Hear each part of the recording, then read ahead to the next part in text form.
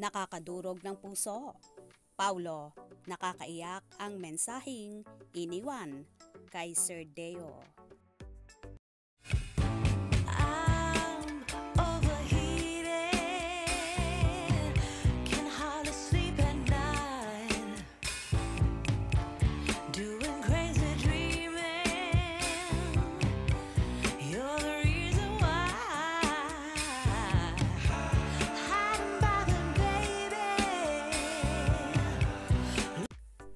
Nagbahagi nga ang kapamilya aktor na si Paulo Avellino sa kanyang Facebook account ng huling mensahe para sa isa sa kanyang mentor at head ng Dreamscape Entertainment na si Sir Deo Indrenal, kung saan sumakabilang buhay na ito. Isa nga si Paulo sa nabigyan ni Sir Deo ng napakalaking break sa showbiz industry. Ayon pa sa naging caption ni Paulo, "It is a heart-breaking day for anyone who knew Sir Deo. Sir Deo took me in. He's the reason why I am in ABS-CBN. He gambled on me, a boy with a newly born child, unsure of everything. Not many of you, but I attempted to quit my showbiz acting career twice. Sir Deo would always pull me back, talk sense into me, and give the most timely projects that made sense to what I was going through then. He guided me throughout my career in the industry.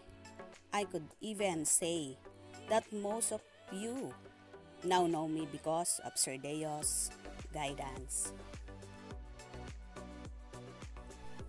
I'll forever be grateful for the scolding, the advice, the disappointment, the knowledge, and the praises.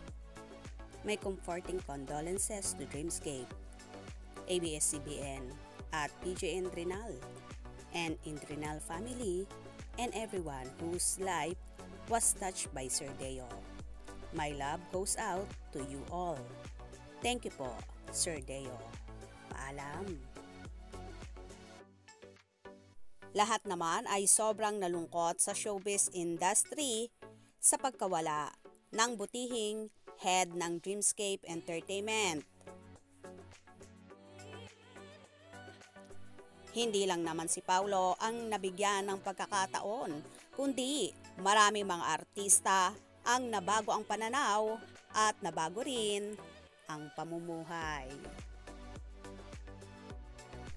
Isa rin ang actor sa So Close sa head na talagang pinagkakatiwalaan din siya ng gusto. Nasa rurok nga ng tagumpay ngayon ang aktor dahil na rin sa guidance ni Sir Deo. Nakakalungkot man at nakakagulat ang pagkawala mo, Sir Deo. Mananatili ka sa aming mga puso at ipagpapatuloy pa rin nila ang legacy mo. Paalam, Sir Deo, at masayang paglalakbay.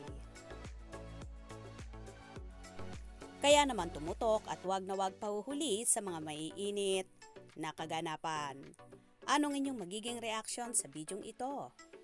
Comment below.